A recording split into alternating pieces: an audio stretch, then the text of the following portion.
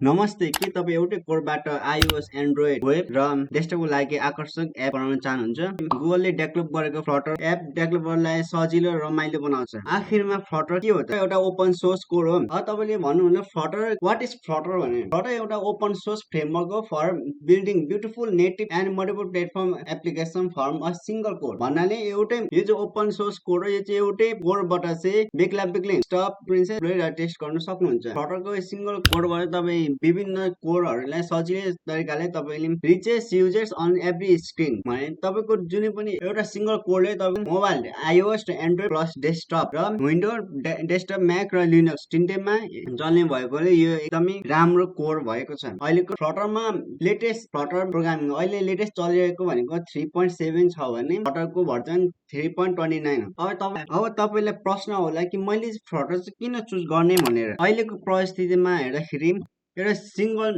भेन्डरले तपाईँको code iOS Android समय र पैसा दुवै बचत गर्छ, किनभने तपाईँले एउटै कोडबाट सबै प्लेटफर्मका लागि एप बनाउन सक्नुहुन्छ। अलिबाबा, गुगल एड्स जस्ता ठुला कम्पनीहरूले यो प्रयोग गर्छन् र स्टार्टअपहरूले पनि छिटो एप लन्च गर्न मन पराउँछन्। यो अनौठो डिजाइन र स्मुथ यो फ्लटरले तपाईँको beautiful app for every screen, यसको मोटो यही छ, beautiful app for every screen with single code, performance designing and customize. Flutter सुरुमा स्टेबल भर्जन भनेर 2018 मा निस्केको फ्लटरको सुरुमा निस्केको लन्च भएको मेन एन्ड्रोइड र iOS लाई एउटा क्रस प्लेटफर्मको लागि सिंगल कोड बेस थियो। त्यसपछि 2022 मा आएर विन्डो लिनक्स र वेब म्याक तिनटैमा फ्लटरको कोड चल्ने भन्नाले मोबाइल एप्लिकेसन दुईटैमा भइहाल्यो।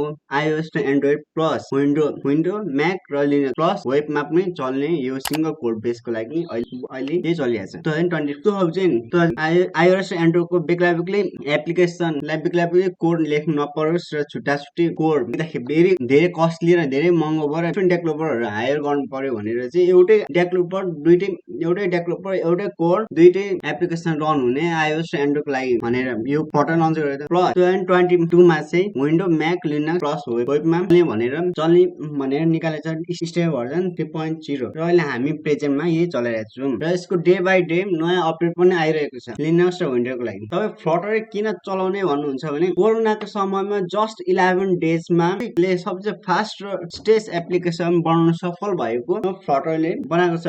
IBM ले सजेस्ट गरेको अहिले प्लस फ्लटरले अहिलेसम्म बनाएको थुप्रै बिग प्लेटफर्म जस्तै गुगल एड्स, इबे, अलिबाबा जस्ता यहाँ हेर्न सक्नुहुन्छ। यहाँनिर गुगल को क्लास, युट्युब ट्रेड प्लस अरू थुप्रै एप्लिकेसनहरू बिग प्लेटफर्ममा युज हुने एप्लिकेसनहरू फ्लटरमै युज भएको छ।